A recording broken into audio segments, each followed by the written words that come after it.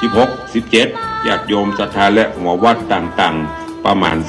350หัววัดแห่เครื่องไตรตานเข้าร่วมทำบุญถึง2 วันปล่อยหลวงมีแล้วตาลก็ชื่นสวง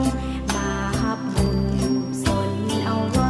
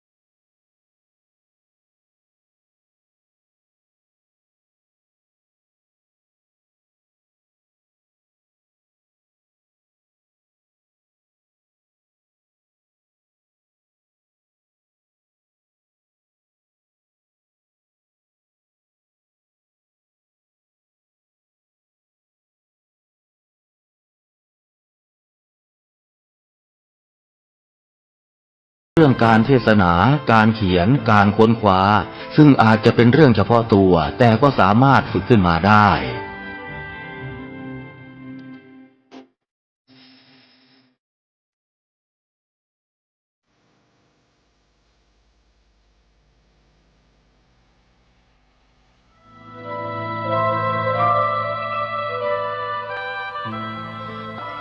งานเผยแผ่พระพุทธศาสนาของไทยเราในขณะนี้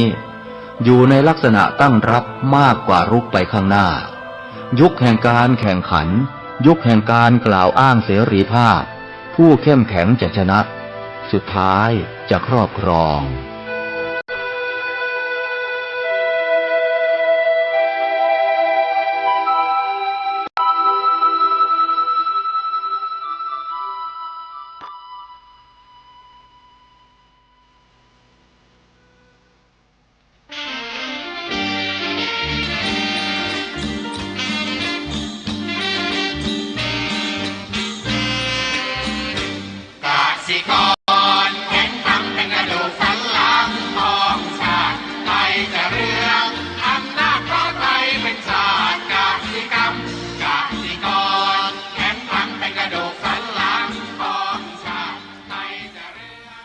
รายการต่อจากนี้ไป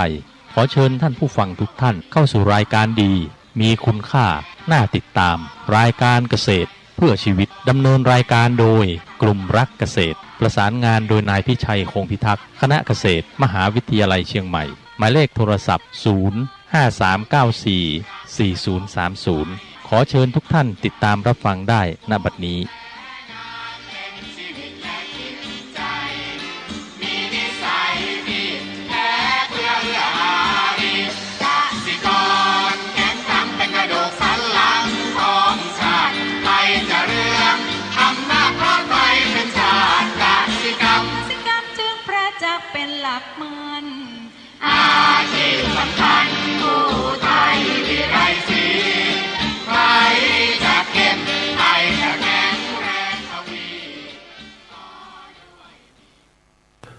สวัสดีครับท่านผู้ฟังพบกับรายการเกษตรเพื่อชีวิตสำหรับวันนี้เสนอเรื่องฝึกเรียนรู้ตอนที่6ก่อนเข้าสู่รายการก็มีธรรมะมาฝากท่านผู้ฟังหัวข้อจากหนังสือพจนานุกรมพุทธศาสตร์ฉบับประมวลศัพท์เรียบเรียงโดยเทพเวทีประยุทธ์วิสุทโธมหาจุฬาลงกรณราชวิทยาลัยพิมพ์เผยแพร่ปี2533หัวข้อธรรมะวันนี้คือมหาโกลาหลคำว่ามหาโกลาหลแปลว่าเสียงกึกก้องกระโหลกอย่างมากหรือแปลว่าเหตุการณ์ที่ก่อให้เกิดความแตกตื่นอย่างมาก นะอันนี้เป็นหัวข้อนะก็มหาโกลาหลทีนี้ขยายความคำว่าโกลาหลมันคืออะไร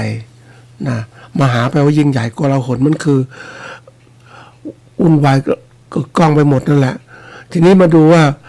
โกลาหลเนี่ยนะคำว่าโกลาหลนะหมายถึงเขาเรียกว่าความหมายของเขาความหมายของตัวนี้คือเขาเรียกว่าสภาพของระบบหรือเหตุการณ์ที่ดูเหมือนไร้ระเบียบไม่แน่นอนแต่มีโครงสร้างเชิงสาเหตุซ่อนอยู่ซึ่งมีความไวต่อสภาวะเริ่มต้นเล็กน้อยทำให้ผลลัพธ์คาดการณ์ระยะยาวได้ยากการจัดการกับความโกลาหลจึงไม่ใช่การจัดการความไม่แน่นอนแต่เป็นการสร้างความยืดหยุ่นความเสถียรและโอกาสจากความไม่แน่นอนนั้นนะอันนี้ความหมายโกลาหลเนี่ยก็คือสภาวะแวดล้อมที่มีการเปลี่ยนแปลงรวดเร็วข้อมูลซับซ้อนผลลัพธ์ไม่แน่นอนแต่ก็ยังมีระเบียบได้ระเบียบใต้ผิวอยู่นะที่สามารถจัดการหากมองเห็นแบบองค์รวมก็จะเห็นปัญหาต่างๆเกิดขึ้นนะทีนี้อย่างที่บอกโลกปัจจุบันนะมันมีความผันผวนความไม่แน่นอนความซับซ้อนความคลุมเครืออย่างมากแล้วมันก็มากขึ้นด้วยมันกระเทือนทั้งหมดนะท่านผู้ฟังมันเป็นสิ่งที่ต้องอย่างที่บอกว่าน้ำหยดเดียวมันก็สร้างความน้ำท่วมได้เหมือนกันนะมันลามมันเกิดขึ้นอย่างนี้ทีนี้ในความโกลาหลเหล่านี้เราต้องรู้จักในการจัดการกับความโกลาหลคือหลักคิดเนี่ยก็คือว่าพยายามยอมรับความไม่แน่นอนว่าเป็นปกติเสียนะปรับตัวตรงนี้มองระบบในภาพรวมเวลาคิดอะไรก็คิดเป็นภาพรวมนะมันเชื่อมโยงกันนะอันถัดมาคือยืดหยุ่นและปรับตัวได้อย่างรวดเร็วอันนี้เรื่องสำคัญมากนะในการที่เจอความคลุมเครือต้องปรับตัวอย่างรวดเร็วนะใช้ระเบียบใหม่จากความโกลาหลนั้นก็มีการสร้างทฤษฎีใหม่ขึ้นนะเพื่อจะทำให้จัดการกับความโกลาหลนั้นแล้วก็มีการสื่อสารชัดเจนโปร่งใสพยายามทำให้มันชัดคือถ้าเมื่อใดก็ตามถ้าปล่อยให้ความคลุมเครือความไม่แน่นอนความซับซ้อนนะความผันผวนเกิดขึ้นแล้วไม่มีการชี้แจงเนี่ยไม่มีการจัดการคนก็เก็บไปคนก็จะเขาเรียกว่าถ้าไม่มีวิสัยทัศน์คนไม่ได้พัฒนาไม่มีความเข้าใจไม่มีความเขาเรียกชัดเจนต่างๆเพราะฉะนั้นมันก็คลุมเครือตัวอย่างเช่นนะรัฐบาลที่นิ่งอยู่เนี่ยอันนี้ของจริงนะท่านผู้ฟังนายกไม่ตอบอะไรทั้งสิ้นนะอะไรปล่อยมันเกิดขึ้นน้ำมันขาดตลาดน้ำมันแพงก็ไม่แก้ไขปล่อยนะเนี่ยมันก็เป็นความเครือแล้วมันก็ลามไปอีกว่าถ้าน้ำมันแพงมันก็เทือนทุกอย่างแหละตอนนี้เทือนต้นทุนการผลิตนะแล้วโรงงานอุตสาหกรรมถ้ามันต้นทุนมันสูงมันอยู่ไม่ได้เพราะการตลาดมันไปไม่ไหวอย่างตลาดภายในประเทศคนไม่มีกำลังซื้อเพราะว่าค่าแรงก็คงที่ไม่เปลี่ยนแปลงยังต่ำอยู่ค่าเงินเฟ้อก็สูงค่าอะไรต่างๆแพงขึ้นมันก็ไม่มีกำลังซื้อสินค้าผลิตเข้าการผลิตมาก็ขายไม่ได้ที่สุดก็ต้องเลิกแล้วอะไรเลิกปิดโรงงานคนตกงานเนี่ยโอ้ตอนนี้ลามแล้วมันก็เลยว่าการที่เกิดอะไรความไม่แน่นอนมันต้องจัดการอย่างรวดเร็วไม่ใช่ปล่อยให้เกิดความคลุมเครือไม่มีการสื่อสารกันโอ้นี่แหละตัวอย่างแล้วเสร็จแล้วมันก็รุนแรงต่อไปเนี่ยคือปล่อยให้ความเงียบจัดการทุกสิ่งอย่างเหมือนกับ ยุคเผด็จการนั้นมันไม่ใช่แล้วตอนนี้ยุคเป็นประชาธิปไตยส่วนหนึ่งมันก็อาจจะไม่เต็ม แต่คนมันจะเรียกร้องต่อไปแล้วมันรุนแรง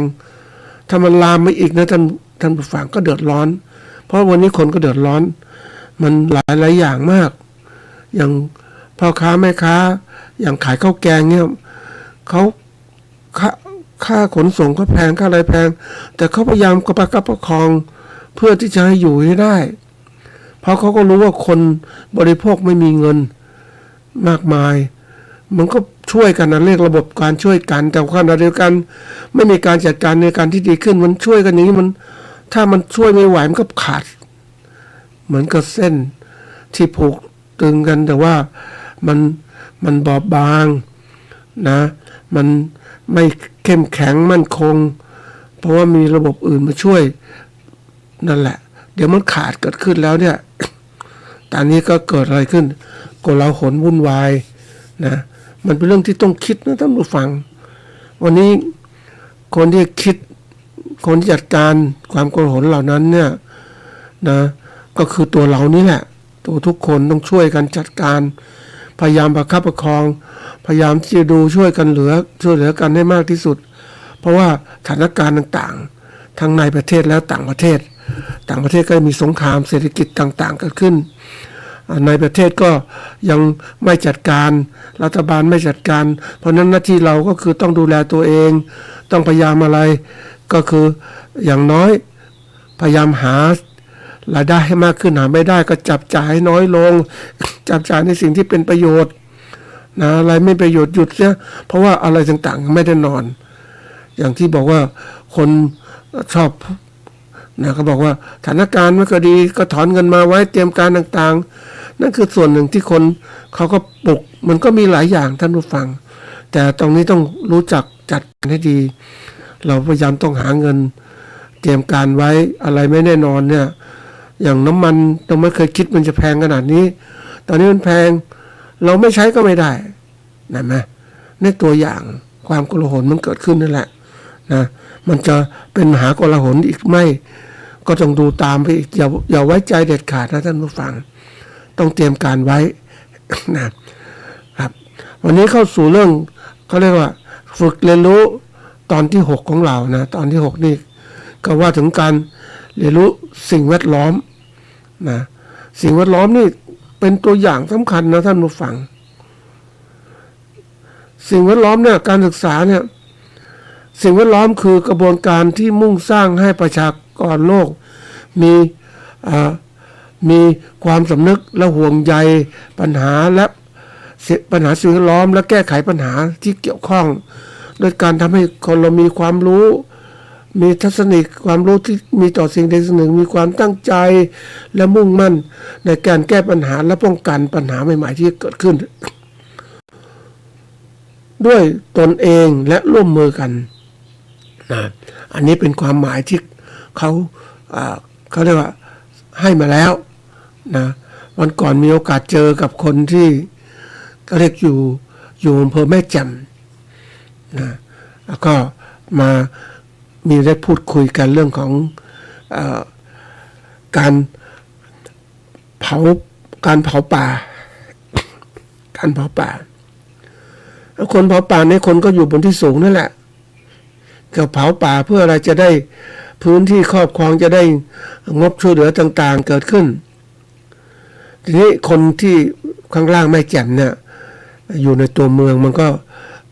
เดือดร้อนดิ PM 2.5 ยังสูงอยู่มากสูงมากจริงๆก็ยังบอกว่าโอ้ทำไมไม่หยุดเผาป่าก็คุยกับชาวบ้านคุยกับพวกคนดอยคนอยู่บนดอยนี่แหละบนดอยครับเขาก็บอกว่าเขาไม่เห็นเดือดร้อนอะไรเลยเขาต้องทำอย่างนี้ทุกปีเป็นต้องการที่จะจัดการพื้นที่เกษตรให้มันมากขึ้นหรือว่าทำลายวัชพืชต่างๆก็จุดไฟเผานะ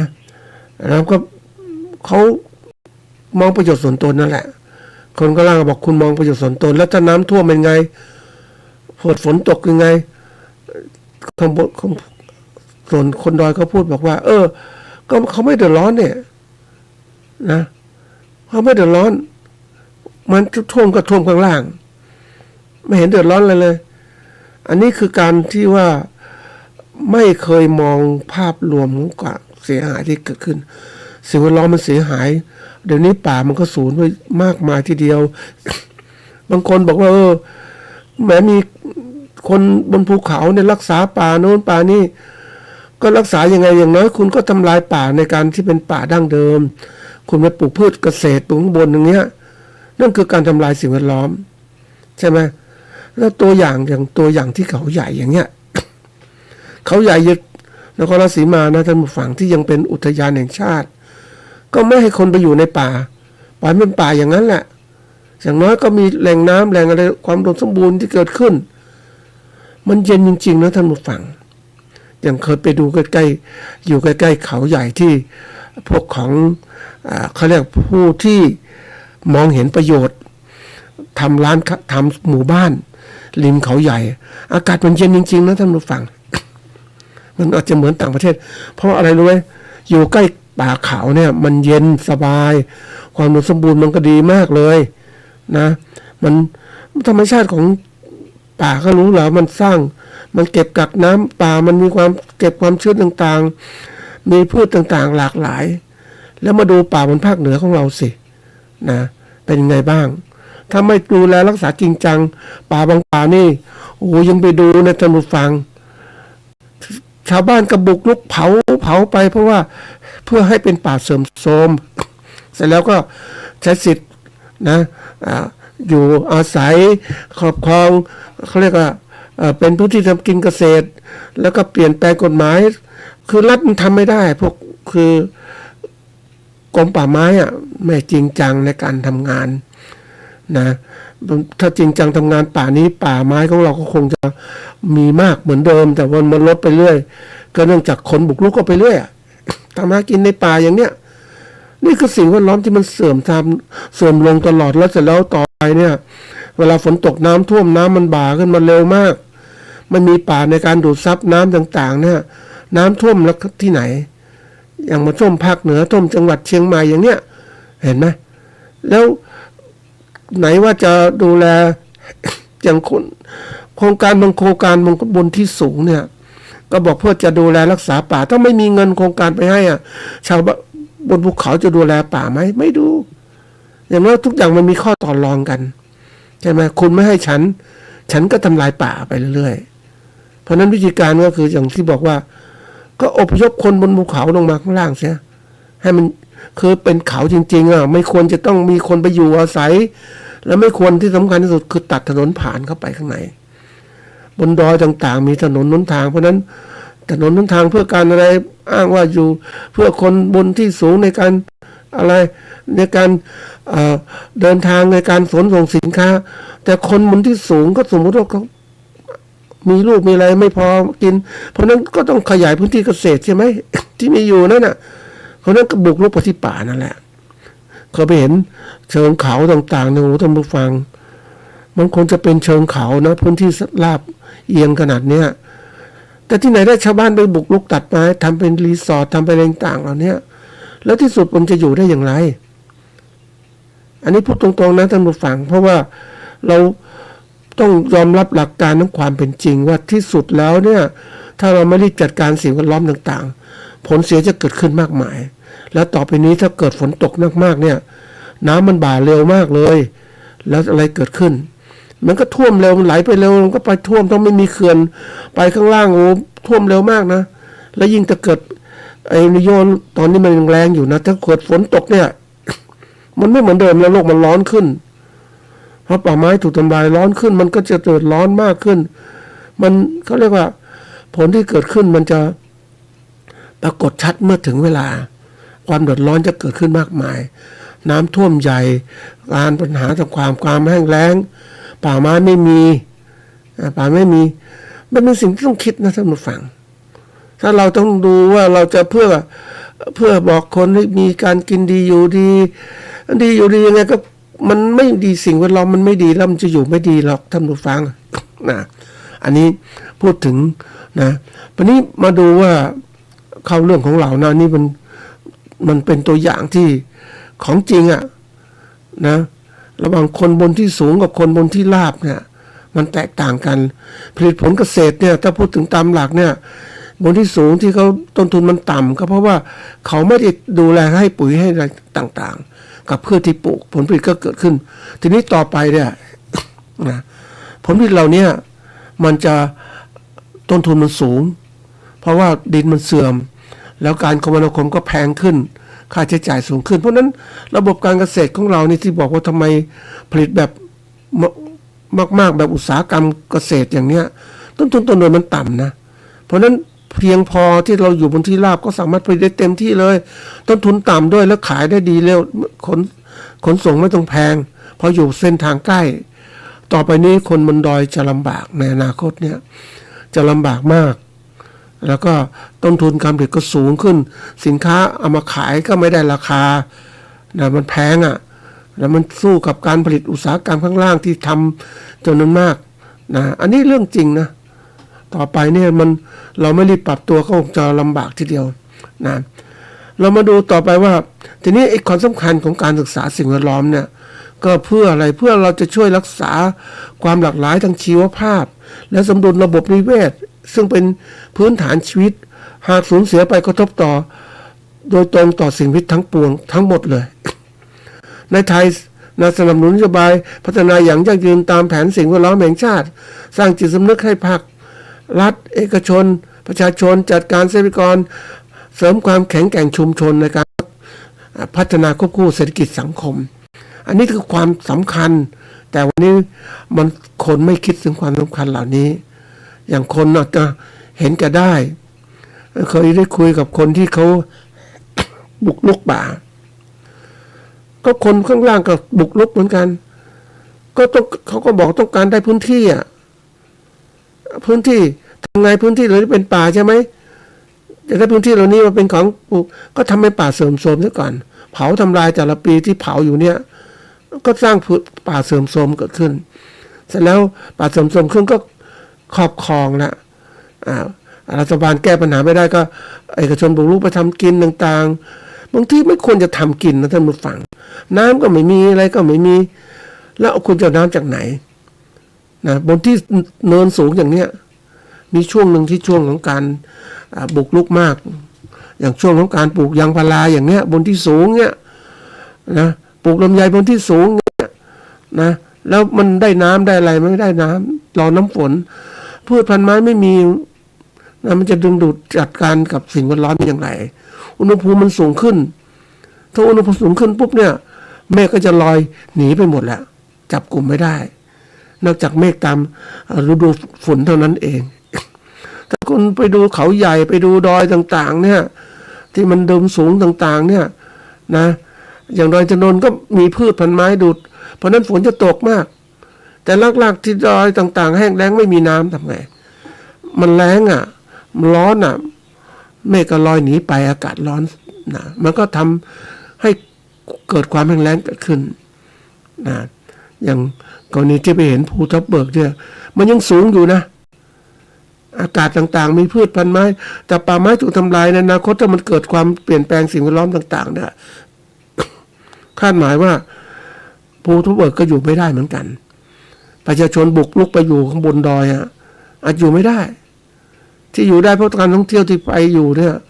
นี่คือตัวอย่างความเสื่อมโทรมสิ่งแวดล้อมที่เกิดขึ้นการแก้ปัญหาต่างๆมันไม่พอมันไม่ดีพอนะแล้วคนดูแลก็ไม่พอในการรักษาป่าคนบุกรุกป่าไม่เท่าไหร่เดี๋ยวนี้ป่าไม้ลดลงมากยังไปเห็นพื้นที่ที่ พื้นที่ป่าสงวนท่านผู้ฟังนะป่าสงวนจริงๆป่าสงวนแห่งชาติในภาคเหนือมีป้ายยังอยู่นะจะกลายเป็นพื้นที่เกษตรปลูกพืชของเกษตรกรนะแสดงว่าอะไรแสดงว่าการแก้ปัญหาในพื้นที่ป่าเหล่านั้นนะไม่มีข้าราชการไม่มีความสามารถในการดูแลรักษาป่าประชาชนมีความสามารถในการดูลุกป่าก็ปลูกพืชเกษตรไปนี่คือตัวอย่างโดยอ้างว่าคนมากขึ้นไม่มีพื้นที่ทำกินมันก็เป็นเรื่องของการอ้างอิงนะท่านผู้ฟังแต่พูดตรงๆว่าพื้นที่มันพอเพียงแต่ว่าคนมันอยากได้มากนะคนอยากได้พื้นที่มากซื้อไปพื้นที่ไปมันแห้งแล้งบางคนเมืองก็จริงก็ไปซื้อพื้นที่บนที่สูงเป็นที่นู่นที่นี่ก็หวังจะคือ ต้องการครอบครองอสังหาริมทรัพย์พื้นที่ดินนั่นแหละนะเพราะว่ามันมีแนวโน้มที่จะสร้างรายได้การกักตุนซื้อพื้นที่ก็เป็นส่วนหนึ่งในการที่จะสร้างรายได้ในอนาคตของตัวเองขณะการเจ้าของพื้นที่เดิมก็ขายพื้นที่ไปอยู่ใหม่ก็ไปบุกรุกต่อไปนั่นก็กลายเป็นปัญหาที่แก้ไม่จบนั่นเองทีนี้การที่เราต้องมาดูว่าเรื่องการจัดการสิ่งแวดล้อมเนี่ยมันก็มีปฏิญญานะทบิลิซีนะซึ่งประกอบด้วยที่เขาตั้งขึ้นทั่วโลกนั่นแหละที่ตั้งโดยกรุงเบลเกรดนะโดยเบลเกรดชาร์เตอร์ใน2518เขามีการตั้งตรงนี้ปฏิญาณขึ้นว่าองค์ประกอบที่ต้องเรียนรู้คือเรื่องสิ่งแวดล้อมเนี่ยก็คือการรับรู้ปัญหานะการรับรู้ปัญหาอย่างปัญหาป่าไม้ถูกทำลายอย่างเนี้ยผลเสียอย่างมากมายนะรับรู้ทุกคนต้องรู้นะอันที่สองเรื่องของปัญหารับรู้ปัญหาเรื่องของความรู้ที่เราต้องมีคนทุกคนต้องมีความรู้เรื่องของอนุรักษ์สิ่งแวดล้อมต่างๆที่มันมีอยู่เนี่ยนะเราต้องมีความรู้มีทัศนคติที่ดีในการต่อสิ่งแวดล้อมว่าถ้าคุณเอาเห็นแต่ได้อย่างเนี้ยนะแต่ก่อนเนี่ยนะเราพูดในการเป็นชาวนาเนี่ยนะก็สมัยเด็กๆก็เผาถึงฤดูกาลทำนาเนี่ยคือเก็บเกี่ยวเสร็จแล้วก็เผาต้นตอสางข้าวเนี่ยทั้งหมดเลยเพื่อจะได้สะดวกสบายในการที่จะฝนตกเดือนพฤษภาจะได้ไถนาแล้วแต่เดือนเมษาก็เผาซะทุกที่วัชพืชขึ้นก็เผาหมดทุกคนก็นิยมเผาเพราะไม่มีความรู้ครับท่านผู้ฟังความรู้ก็ไม่มีอะไรก็มีทุกคนทำอย่างนี้ตลอดแต่วันนี้มันมีความรู้แล้วเนี่ยเพราะนั้นทุกคนต้องหาความรู้ให้มากขึ้นมีทัศนคติที่ดีต่อสิ่งแวดล้อมแล้วก็มีภาพที่ว่าต้องมีทักษะในการที่ดูแลสิ่งแวดล้อมต่างๆแล้วก็มีส่วนร่วมในการที่รับรู้ปัญหาที่เกิดขึ้นคือปัญหาเนี่ยวันนี้มันลามทั่วโลกนะท่านผู้ฟังโลกมันร้อนขึ้นเพราะอะไรสภาพเรือนกระจกมันมากนะแก๊สเรือนกระจกมันสูงโลกมันร้อนมันร้อนปุ๊บตอนนี้ก็น้ำแข็งขั้วโลกละลายนะอะไรต่างๆน้ำจะท่วมฝนก็ไม่ตกต้องตามฤดูกาลนะก็แย่งน้ำกันไปเห็นที่เขาทำการเกษตรนะมาฟังอย่างสุโขทัยอย่างอะไรต่างๆเนี่ยสูบน้ำใต้ดินเยอะไปหมดเลยท่านผู้ฟังเพราะอะไรก็คืออย่างไปเจอเมืองจังหวัดหนึ่งนะบุรีรัมย์มันตกก่อนมันมีเขาเรียกว่าน้ำท่าอุดมสมบูรณ์นะท่านผู้ฟังแต่หลังจากที่มันโลกมันแรงขึ้นอะไรขึ้นไม่มีน้ำไม่มีน้ำมันลำบากนะยิ่งไปเจอเขาเรียกปลาในหนองน้ำท่านผู้ฟังมันอย่างที่มันมีเขาเรียกป่าไม้สมัยก่อนน้ำมันเยอะมากป่าไม้ก็ดีน้ำถ้ามีหนองมีอะไรปลาตัวใหญ่ๆไปเดินไปเที่ยวมาปีที่แล้วเนี่ยนะปรากฏว่ามีแต่ปลาตัวเล็กๆทั้งนั้นเลยท่านผู้ฟังน้ำความอุดมสมบูรณ์ของสิ่งแวดล้อมของน้ำไม่ดีพอน้ำน้อยปลาก็มีอาหารการกินน้อยตัวเล็กชาวบ้านก็เก็บมาขายมันเข้าสู่ยุคของเขาเรียกว่าต่อไปเนี่ยถ้าไม่มีปลากินปลาต้องเลี้ยงเนี่ยปลาธรรมชาติมันหมดไปเพราะว่าคนกินเยอะไปหมดแล้วนะคือไม่ดูแลสิ่งแวดล้อมมันเสื่อมเสียนี่คือปัญหาใหญ่ที่เกิดขึ้นแล้วมันก็ลามกับชุมชนต่างๆเราต้องศึกษานะท่านผู้ฟังทุกคนต้องใส่ใจว่าสิ่งแวดล้อมเป็นสิ่งที่ทุกคนต้องดูแลรักษาถ้าเราปล่อยให้อย่างเนี้ยนะอย่างข้างบนเผาอย่างเนี้ยข้างล่างดับไฟอย่างเนี้ยเดือดร้อน PM 2.5 อย่างเนี้ยนี่คือตัวอย่างต่างคนต่างอยู่ต่างคนต่างอะไรแล้วไปกฎระเบียบต่างๆมันไม่เอาจริงเอาจังท่านผู้ฟังคนเผานี่มันเจตนาเผาจริงเผาเพื่อจะให้เกิดอะไรขึ้นเกิดเห็ดเกิดอะไรต่างเกิดพืชพันธุ์ไม้แล้วเขาไปเก็บมันในป่าเอามาขายอีกแล้วกลยุทธ์จริงๆในการที่แก้ปัญหาเหล่านี้คือ ห้ามเผาและทำลายป่าห้ามบุกรุกป่าพื้นที่ต่างๆที่เสื่อมโทรมก็ปลูกพืชเสียไม่ให้ชาวบ้านขึ้นไปครอบครอง เพราะว่าอะไรคุณเกษตรกรบนที่สูงทำมาหากินนะไม่คุ้มค่าลงทุนสูงหรือว่าลงทุนบางคนบอกลงทุนต่ำเพราะไม่ทำอะไรเลยเนี่ยมันเข้าสู่ยุคของเขาเรียกว่าเกษตรเคลื่อนย้ายสมัยก่อนนู้นน่ะเพราะว่าป่าไม้สมัยก่อนเนี่ยคนมันน้อยอพยพไปกินที่นี่ปลูกต้นไม้ตัดไม้ทำลายป่าปลูกพืชแล้วก็มันไม่ดีแล้วปลูกที่นี่ไม่ดีแล้วก็ย้ายไปที่ใหม่ให้มันฟื้นฟูสภาพแต่ทีนี้มันไม่ฟื้นฟูไม่ทันนะท่านผู้ฟังคนมันเยอะขึ้นเพราะนั้นป่าไม้ถูกทำลายดินอุดมไม่อุดมสมบูรณ์มันก็กลายเป็นเรียกว่าพืชผลที่ผลิตจากที่สูงไม่ได้คุณภาพแล้วไม่ผ่าน GAP เลยโอ้โหท่านผู้ฟังยังไปดูส้มชาวบ้านเอามาขายส้มบนดอยโอ้ยมันไปไม่ได้ต่อไปเนี่ยคนอยู่บนดอยนะจะยากจนลงนะถ้าไม่มีโครงการต่างๆไปช่วยนะยากจนลงแน่นอนเพราะอะไรรู้ไหมมันต้นทุนผลิตมันสูงขนส่งลำยากค่าน้ำมันแพงขึ้นมาอุ้ยนะรับรองเลยว่านี่คือตัวอย่างแล้วก็จะกลายปัญหาเกิดขึ้นนะอันนี้ต้องรีบแก้ไขนะท่านผู้ฟังเพราะว่าเราต้องช่วยกันนะถ้ามาปล่อยอย่างนี้ไปเนี่ยเสียหายอย่างมากเลยนะต่างคนนั้นก็เผาคนนี้ก็กลัวมลพิษเกิดขึ้นมาPM 2.5ต่างๆเกิดขึ้นสภาพแวดล้อมร้อนแล้วโลกมันร้อนขึ้นจริงๆนะท่านผู้ฟัง เพราะอะไรอันนี้ไปเคยมีโอกาสไปดูนะท่านผู้ฟังการที่อยู่ในป่าเขาเนี่ยต้นไม้มันสังเคราะห์แสงมันรับแสงต่างๆมันก็มีความเขาเรียกว่ามีน้ำมันก็ช่วยลดความร้อนระเหยขึ้นไปมันก็เย็นน่ะแต่ถ้าไม่มีอะไรมีแต่ดินร้อนเนี่ยแสงอาทิตย์ส่องมาดวงอาทิตย์ส่องมาปุ๊บร้อนความร้อนประทบอะไรเสาเขาหัวร้อนอย่างเงี้ยมันก็ร้อนอ่ะเมฆก็ไม่มีพืชก็ไม่มีบางที่ไปดูภาพยนตร์ในเรื่องของการเกษตรในอเมริกาซึ่งเขาทำตรงนี้มันเกษตรขนาดใหญ่เกษตรอุตสาหกรรมแต่ว่าการที่ทำอย่างเนี้ยคือพื้นที่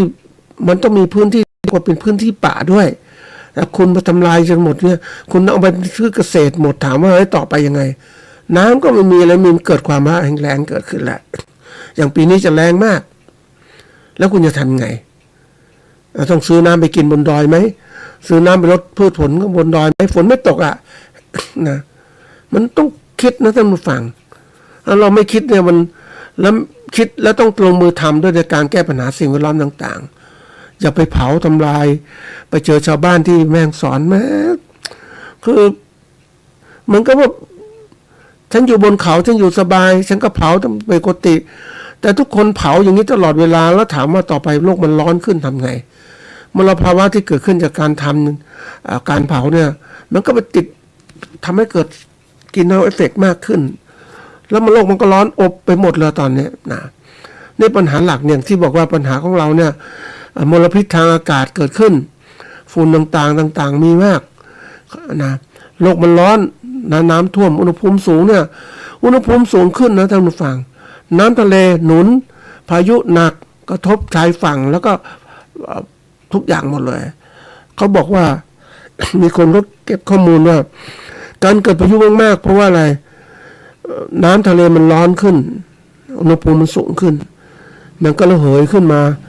นะแล้วการเกิดพายุไต้ฝุ่นต่างๆหรือทอร์นาโดต่างๆมันก็มากขึ้นโอ้ความเดือดร้อนจะเกิดแล้วน้ำจะท่วมต่อไปข้างหน้าเนี่ยนี่คือตัวอย่างเราต้องศึกษาแล้วก็รีบจัดการอย่างนี้เพราะว่าไอ้ตรงนี้มันสิ่งแวดล้อมต่างๆเนี่ยบางที่ว่าปัญหาสิ่งแวดล้อมเกษตรของเราเนี่ยนะฝนแรงดินไม่อุดมสมบูรณ์นะมันมีผลต่างๆเกิดขึ้น การเกษตรไม่ได้ผลลำบากมากนะเพราะนั้นบางทีต้องเรียนรู้เราต้องเรียนรู้ว่าต้องมีการวางแผนดำเนินการจัดการป้องกันต่างๆและควบคุมต่างๆอย่างควบคุมไฟป่าอย่างเนี้ย ควบคุมทำไงแล้วพื้นที่ดินต่างๆที่มันมีอยู่เนี่ยมันไม่อุดมสมบูรณ์ต้องจัดการยังไงเพราะการที่บุกรุกทำลายป่าเนี่ยมันเป็นอะไรที่แบบมันเป็นเรื่องความเห็นแก่ตัวแล้วก็มองโลกที่คับแคบบางทีถึงนึกถึงว่าคนอยู่บนที่สูงเนี่ยนะก็ปล่อยให้อดไปใช่ปิดป่าปิดอะไรต่างๆเหล่านี้เพราะอะไรก็คือว่าการทำเกษตรบนที่สูงมันไม่คุ้มค่าต่อเศรษฐกิจและท่านผู้ฟังนะไม่คุ้มค่าต้นทุนมันก็สูงแล้วค่าขนส่งมันแพงมันลำบากท่านผู้ฟังไม่คุ้มค่าตรงนี้ถ้าพูดถึงคุ้มค่าต่างๆมันต้องคิดนะเวลาทำอะไรเนี่ยมันก็อย่างที่ภาษาอังกฤษเขาเรียกว่า BC ratio อัตราส่วนระหว่างนะผลได้กับต้นทุนที่ลงไปมันคุ้มไหมมันมากกว่าเกินกว่าหนึ่งไหมถ้ามันต่ำกว่าหนึ่งเนี่ยไม่ควรทำเพราะต้นทุนมันสูงลงทุนสูงได้ผลผลิตได้น้อยไม่ควรทำเด็ดขาดอันนี้ตัวอย่างทีนี้มาดูว่าอย่างทำไมเราต้องศึกษาตรงเนี้ยอย่างศึกษาสถานการณ์ของสิ่งแวดล้อมการเกษตรเนี่ยมันมีผลเกิดขึ้นอย่างมากนะท่านผู้ฟังอย่างวันนี้ปริมาณน้ำมันไม่เหมือนเดิมนะท่านผู้ฟังก็มีการศึกษาว่าปริมาณฝนตกเนี่ยในภาคเหนือก็ใกล้เดิมเหมือนกันปริมาณเท่าไม่แตกต่างแต่ว่าการกระจายของฝนแตกต่างเพราะว่าถ้ามันแล้งเนี่ยการกระจายของฝนเนี่ยมันตกก็ตกหนักเลยแล้วมันทิ้งช่วงยาวเราไปดูได้ว่ากรณีของการมีป่าเนี่ยมันช่วยซับน้ำแล้วค่อยปล่อยน้ำมาซึมซับมาเรื่อยๆอย่างไปดูน้ำตกต่างๆมันซึมมันมีน้ำตลอดปีนะที่มันมีป่าดีอ่ะอย่างน้ำตกแม่กลางน้ำตกต่างๆเหล่านี้จากดอยอินทนนท์มันก็ไหลซึมมาก็แน่นอนมันก็มีน้ำแต่ถ้ามันแล้งไม่มีป่านะทำไงไม่มีน้ำก็ต้องสูบน้ำกันโอ้ยิ่งไปเจอดอยช้างอย่างเนี้ยแต่ก่อนมันเป็นป่าดีนะแต่เมื่อชาวบ้านบุกรุกไปก็ไปปลูกพืชต่างๆก็เป็นปลูกกาแฟนะครับเป็นรายได้ดีก็ต้องเปลี่ยนป่าให้เป็นอะไรนะเป็นพืชเศรษฐกิจทีนี้มันมีปัญหาตามมาแล้วไม่มีป่าน้อยลงปริมาณน้ำน้อยลงทำไงชาวเขาชาวดอยช้างก็ต้องทำอะไรรู้ไหมก็ตื่นตกเหมือนกันนะก็ต้องพยายามทำบ่อน้ำเก็บกักน้ำตอนฤดูฝนเนี่ยเป็นบ่อที่ขุดไปแล้วก็ปูด้วยพลาสติกกันซึมให้น้ำเก็บสะสมเพราะว่าถ้าไม่มีฝนเนี่ยมันลำบากนะอย่างตัวอย่างเช่นเทพเสด็จอย่างเนี้ยนี่เขาอยู่แบบคือไม่ทำลายป่ามากมายเพราะมีกฎระเบียบกับเกษตรกรสามารถจะปลูกเก็บกาแฟต่างๆเหล่านี้อยู่ในป่ามันเหมือนกับว่าป่าธรรมชาติก็คงอยู่แล้วก็กาแฟก็ยังมีอยู่แต่การบุกรุกก็ยังมีอยู่นะการจัดการแต่ดอยช้างเนี่ยจัดการหมดเลยเป็นกาแฟหมดเลยป่าไม้ก็เหลือน้อยลงนี่คือตัวอย่างมันสิ่งแวดล้อมมันให้ผลนะแต่มันคนจะส่วนใหญ่ชอบมองมันนานกว่าจะได้ผลนะมองไม่ก็เห็นเนี่ยจะเห็นก็ต่อเมื่อมันสายไปแล้วอะมันเกิดผลมาแล้วแต่ถ้าเราเป็นมองอย่างชันฉลาดเรามองลุกไปข้างหน้ามองไปข้างหน้าปุ๊บเราเห็นว่าสภาพแวดล้อมอย่างนี้ต้องจัดการแก้ไขก่อนที่จะเกิดความเดือดร้อนเกิดขึ้นเขาเรียกบริหารเชิงลุกไม่บริหารเชิงรับเกิดปัญหาแล้วก็หาจัดการนะถ้ายังไม่มีปัญหาก็บอกไม่มีปัญหาแต่ปัญหามันก่อตัวมาแล้วแต่ทีนี้เราจัดการเชิงลุกเรารู้อะไรจะเป็นปัญหาอย่างความแห้งแล้งเกิดขึ้นเนี่ยมันแน่นอนเลยอย่างไม่มีน้ำคนมาแก้ไขปัญหาน้ำเนี่ยบอกสูบน้ำใต้ดินมาใช้เงี้ยโอ้โหท่านผู้ฟังมันเหมือนกับว่ามันประเทศไทยมันเป็นอะไรที่แบบมันแล้งก็แล้งจริงๆนะท่านผู้ฟังต่อไปมันจะแล้งมากขึ้นเพราะอะไรป่าไม้ไม่มีตัวดึงดูดไม่มีพายุเข้ามาเนี่ยมันก็ไม่มีฝนตกเนี่ยทำไงแล้วต่อไปเนี่ยโลกมันแล้งเนี่ยโลกเอลนิโญมาเนี่ยท่านผู้ฟังก็แล้งร้อน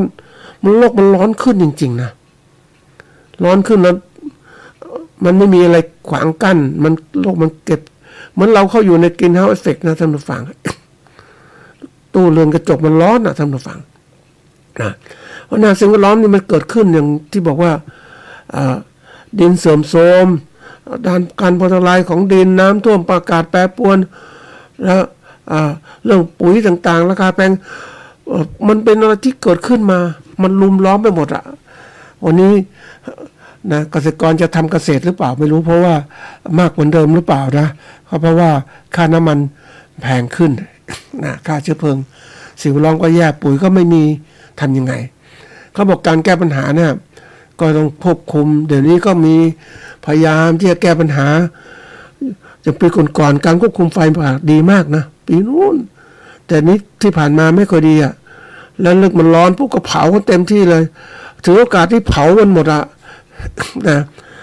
ต่อไปมันก็อยู่คนลำบากแล้วท่านผู้ฟังนะทีนี้มันมีตัวหนึ่งเขาบอกตัวถึงแนวโน้มเนี่ยในแนวโน้มปี2500ข้างหน้าเนี่ยนะวันนี้2569ต่อไป70แถวๆเนี่ยเขาบอกว่าเทคโนโลยีเกษตรจะเปลี่ยนแปลงต่างๆนะข้าวก็จะเปลี่ยนต่างๆพยายามเอาวิธีการเกษตรใหม่ๆมาใช้นะการเกษตรที่ฉลาดการเกษตรอัจฉริยะนำเทคโนโลยีต่างๆมาใช้นะเพื่อพัฒนาเกษตรที่ดีขึ้นแต่ปัญหาก็คือว่านะสิ่งแวดล้อมล่ะเกษตรอัจฉริยะช่วยในระดับหนึ่งแต่ถ้าสิ่งแวดล้อมมันเสื่อมโทรมไปแล้วจะฟื้นฟูมาได้เหมือนเดิมเนี่ยมันยากเพราะมันเป็นสภาพแวดล้อมที่มันกว้างขวางเคยไปดูในป่าท่านผู้ฟังป่าที่มันเสื่อมโทรมชาวบ้านไปปลูกอะไรรู้ไหมตัวร้ายในการทำลายป่าปลูกง่ายที่สุดชาวบ้านชอบปลูกอะไรข้าวโพดข้าวโพดนี่คือป่าไม้เสื่อมโทรมปุ๊บก็จัดการเผาเรียบร้อยแล้วข้าวโพดบนดอยข้าวโพดเลี้ยงสัตว์นี่แหละนะแล้วทำได้ปี2 ปีมันอยู่ได้ไม่นานโอ้ไปเห็นนะท่านผู้ฟังปลูกข้าวโพดไปแล้วเก็บเกี่ยวแล้วต้นข้าวโพดเก่าๆยังอยู่เวลาฝนตกนะการไหลทำลายการซอสทำลายของลำฝนเนี่ยมันตกมันไหลบ่าเร็วมากเลยเป็นร่องลึกนะท่านผู้ฟังดินความสมบูรณ์ไม่มีมันก็เลยดินบนภูเขาก็รู้อยู่แล้วมันดินที่มันเป็นหน้าดินอุดมสมบูรณ์แต่ข้างล่างใต้ดินเป็นอะไรก็เป็นดินลูกรังเป็นต่างๆเหล่านี้มันอยู่ไม่ได้ที่สุดก็เป็นป่าเสื่อมโทรมจะปลูกพืชอื่นมันไม่ไหวแล้วเห็นไหมเนี่ยนี่คือตัวอย่างแล้วก็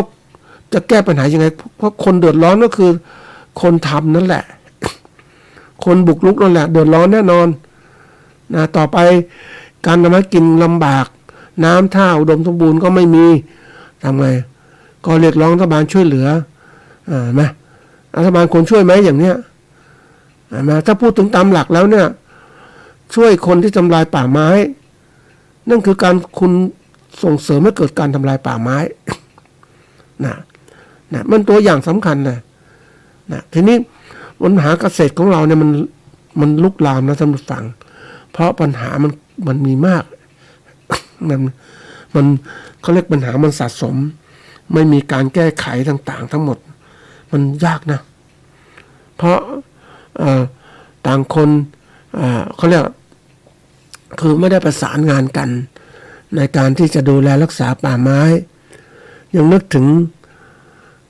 ก่อนมีโอกาสเข้าไปป่าเขาใหญ่นะท่านผู้ฟังแต่ก่อนเนี่ยก่อนที่จะเป็นอะไรอุทยานแห่งชาติที่ต้องดูแลนะอย่างเต็มที่เลยมันก็มีการที่บุกรุกเข้าไปทำเกษตรรอบๆเขาใหญ่พยายามจะตัดไม้ทำลายป่าแต่ว่าเมื่อการดูแลอย่างจริงจังเปล่าเขาใหญ่ก็เป็นเขาจริงๆครับท่านผู้ฟังมันเขาใหญ่บริเวณกว้างเพราะถ้าบุกรุกไปทำลายเนี่ยความอุดมสมบูรณ์ก็ไม่มีนะนครราชสีมาสระบุรีก็จะเดือดร้อนก็เลยการอนุรักษ์เกิดขึ้นนะมันเป็นอะไรที่มันล่มลื่นมากท่านผู้ฟังนะเดี๋ยวนี้ก็สัตว์ป่าก็อยู่ในนั้นและใกล้ป่าก็มันเย็น คนก็อยากไปอยู่อะอย่างเขาเขียวเนี่ยคนอยากไปอยู่ใกล้ๆเขาเขียวเนี่ยมันมองดูสดใสต่างๆแล้วก็น้ำท่าอุดมสมบูรณ์ใครไปอยู่ทั้งนั้นเนี่ยนะพวกในทุนต่างๆก็ไปอยู่นั่นคือตัวอย่างนะทุกคนก็จะเกาะป่าแต่มาถึงภาคเหนือของเราป่าดีๆก็ทำลายกันหมดเหลือแต่เชิงดอยถนนแถวเนี้ยนะบางที่ดูแลรักษาดีบางที่ส่วนใหญ่ก็ภาครัฐไม่ไหวในการดูแลเพราะว่ายังมีช่วงเคยเห็นการทำลายป่าช่วงของการที่จะต้องการพื้นที่ดินปลูกยางพาราปลูกนู่นปลูกนี่โอ้ยมันเผาป่านะบนดอยต่างๆไม่ควรจะปลูกพืชเกษตรท่านผู้ฟังกับเผาทำลายตัดหมดเลยไปดูต้นไม้โตมันเนี่ยคือความเห็นแก่ตัวเห็นแก่ได้ของคนในครองพื้นที่ป่าก็มันก็บอกว่าคนก็จะอ้างว่าก็ผมจนผมไม่มีที่ทำกินเพราะการบุกรุกป่าเป็นสิ่งที่ต้องทำอ่ะเราก็เห็นอกเห็นใจใช่ไหมเนี่ยมันทำดูคนอกเห็นใจคนนะแต่ว่าคุณได้พื้นที่คุณก็ขายคนอื่นก็ต่อไปอ่ะเนี่ยมันเป็นอะไรที่ลามเพราะในทุนก็บุกรุกอยู่แล้วในทุนเขาไม่บุกรุกแต่เพียงแต่ว่าเขาใช้พวกคนที่บุกรุกป่าไปทำลายให้เรียบร้อยแล้วเสร็จก็มาซื้อพื้นที่ดินเนี่ยทีนี้มันมีสิ่งที่จะมาบอกท่านผู้ฟังตัวหนึ่งก็คือว่าโลกมันเปลี่ยนนะทุกอย่างมันเปลี่ยนแปลงนะมันเปลี่ยนแปลงทุกอย่างเลยมันเปลี่ยนแปลงตั้งแต่เศรษฐกิจสังคมการเมืองการปกครองสิ่งแวดล้อมมันเปลี่ยนก็เลยกลายเป็นมันมีเขาเรียกแนวคิดเขาเรียกทฤษฎีของการเปลี่ยนแปลงทฤษฎีคือแนวคิดที่มีต่อสมมติฐานน่ะแนวคิดที่มีต่อสิ่งใดหรือผ่านการพิสูจน์แล้วยอมรับว่าเป็นความจริงก็เลยตั้งเป็นทฤษฎีเกิดขึ้นก็เรียกทฤษฎีการเปลี่ยนแปลงนะการเปลี่ยนแปลงมันมีกรอบความคิดหรือแผนภาพเชิงเหตุผลที่อธิบายว่าเหตุใดและอย่างไรกิจกรรมหรือโครงการที่เราทำจึงนำไปสู่ผลลัพธ์หรือการเปลี่ยนแปลงที่ต้องการในระยะยาวด้วยเนี่ยมันก็การเปลี่ยนแปลงเราอยากจะต้องการพื้นที่เกษตรก็ทำลายป่าไม้ได้พื้นที่มาเนี่ยเห็นไหมนี่คือการเปลี่ยนแปลงนี่การเปลี่ยนแปลงมันต้องมองให้มันดีว่าจะเปลี่ยนแปลงทางดีหรือทางไม่ดีการเปลี่ยนแปลงมันบอกได้อย่างดีและไม่ดีนะท่านผู้ฟังคนต้องรู้จักแต่นี่เป็นแนวคิดที่ดีการเปลี่ยนแปลงเขาบอกว่าเวลาเปลี่ยนแปลงเนี่ยโดยความหมายรวมของการที่เปลี่ยนแปลงก็คือว่ามีเชิงตรรกะคือความจริงที่เกิดขึ้นว่าปัญหาคืออะไรจะอันที่สองจะแก้ปัญหาด้วยกิจกรรมหรือกลไกใดอันที่สามผ่านเส้นทางเชื่อมโยงอะไรบ้างเช่นผลลัพธ์ระยะสั้นระยะกลางระยะยาวเนี่ยนะจึงคาดว่าจะเกิดการเปลี่ยนแปลงเชิงนโยบายวัฒนธรรมหรือสังคมที่ต้องการนะนี่การเปลี่ยนแปลงมันก็ค่อยเป็นค่อยไปนะถ้าคนมองเนี่ยมันจะเห็นการเปลี่ยนแปลงเราต้องตั้งปัญหาเกิดขึ้นปัญหามันคืออะไรเราอยากจะเปลี่ยนเป็นอะไรอย่างประเทศไทยเนี่ยเป็นพื้นที่เกษตรนะก่อนเนี่ยท่านผู้ฟังคนเราน้อยความอุดมสมบูรณ์มีมากจริงๆป่าไม้ก็นี่คนมันมากขึ้นแล้วคนมากตอนนี้คนก็ไม่มากนะท่านผู้ฟังก่อนเราคิดว่าคนจะมากนะประเทศไทยเนี่ยแต่ก่อนประเทศไทยกับลาวเนี่ยกับเวียดนามประชากรใกล้ๆกันแล้วนี้ประเทศไทยจาก70 ล้านแต่ที่จะเป็น80 ล้านกับลดลงนะ60 กว่าล้านนะมันไม่ขึ้นไปแล้วแต่เวียดนามเป็น100 กว่าล้านนะ90 กว่าล้านแล้วนะเพราะว่าเขาต้องการแรงงานคนไม่มีคุมกำเนิดเขาก็จัดการแต่เราเนี่ยคุมกันมากเกินไปนะเด็กเกิดน้อยลงแล้วท่านผู้ฟังและที่คนอยู่ปัจจุบันคือคนผู้สูงวัยเนี่ยมันเยอะขึ้นโอ้โหมันก็กลายเป็นปัญหาแล้วเป็นสังคมผู้สูงวัยผลิตก็ไม่สร้างผลิตผลอุตสาหกรรมก็น้อยเพราะมันไม่มีแรงงานนะคนสูงวัยทำอะไรได้นะนี่คือปัญหาเปลี่ยนแปลงโลกมันเปลี่ยนเพราะทุกคนก็คิดอยู่นะอย่างตัวอย่างที่เรา คุมกำเนิดกันมันเราก็เรียนแบบประเทศญี่ปุ่นสิงคโปร์ต่างๆนะเดี๋ยวนี้ญี่ปุ่นก็ลำบากแล้วไม่มีคนรุ่นใหม่นะแล้วก็เกาหลีพวกหลายประเทศไทยก็เจอแล้วนะ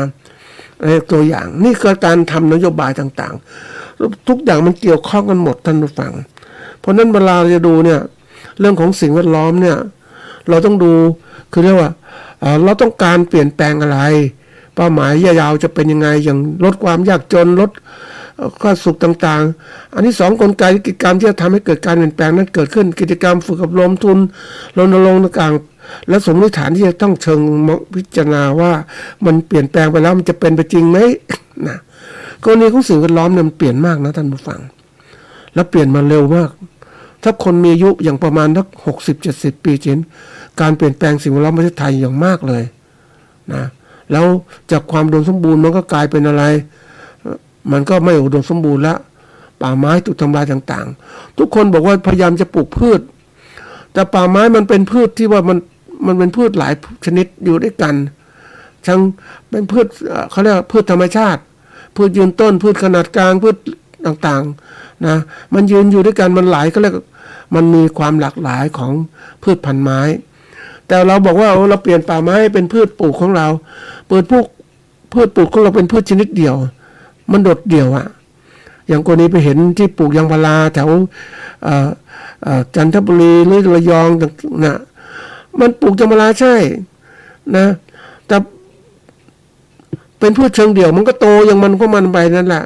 แต่ว่าทางโน้นปลูกได้ดีน้ำมันดีเพราะมันอยู่ริมทะเลเดี๋ยว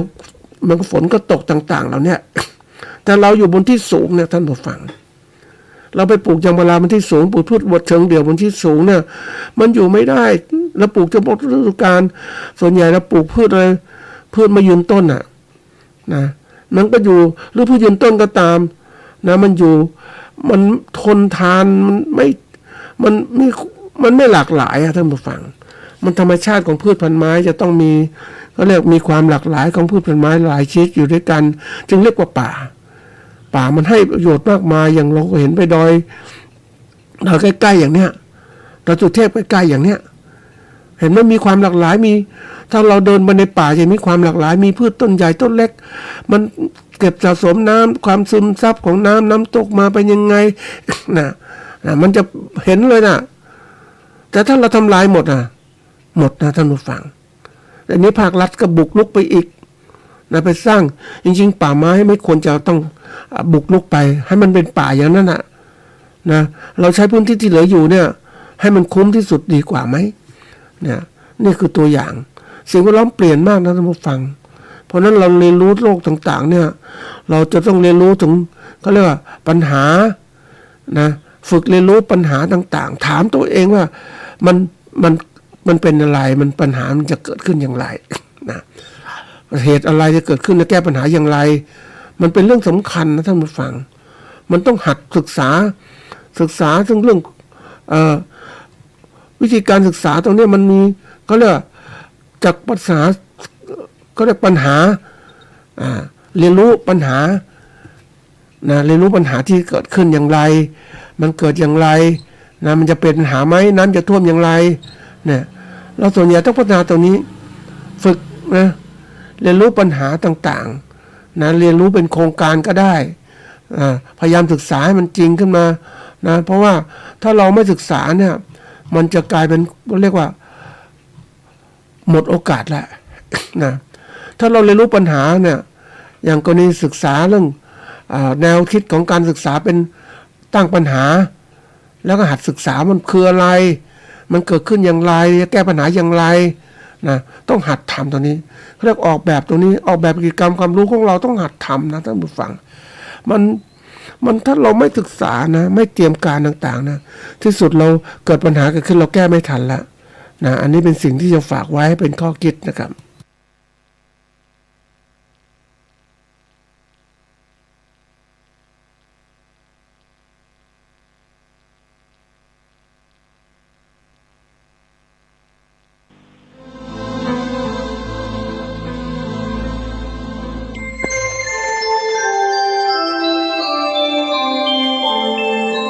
พ ขณะนี้ท่านกำลังฟังสถานีวิทยุกระจายเสียง FM 104.5 เมกะเฮิรตซ์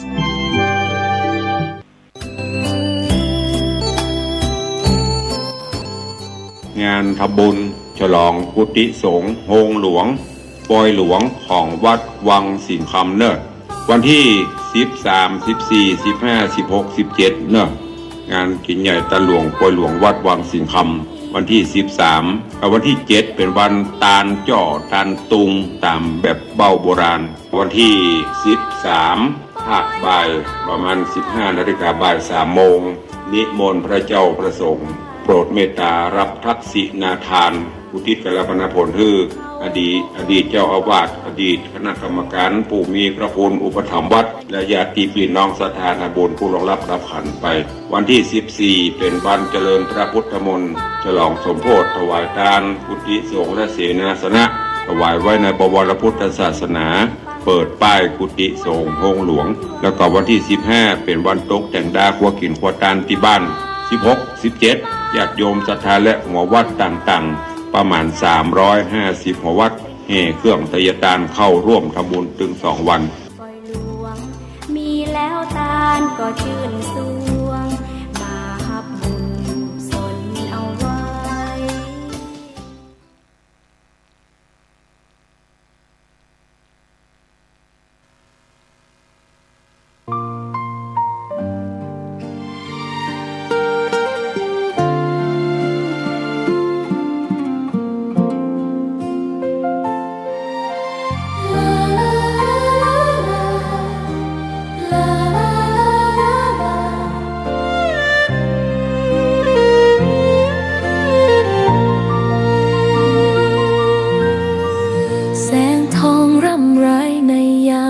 สายังเห็นพระเมตตาอยู่ทุกแห่งหนน้ำพระทัยฉโลมใจคนทั่วพื้นแผ่นดินยังอบอุ่นรอยยิ้มพระพักตร์ยังส่องแสงในดวงใจไทยไม่ลืมเสียงสายลมแผ่วเบาเหมือนเอ่ยคำปลอบว่าพระองค์ยังอยู่ใกล้ขอกราบแทบบาทด้วยรักนิรันดร์น้ำตาหลั่งพลันจากใจคนไทยแม้เสด็จสู่ฟ้าไกลแต่พระหฤทัยอยู่ในแผ่น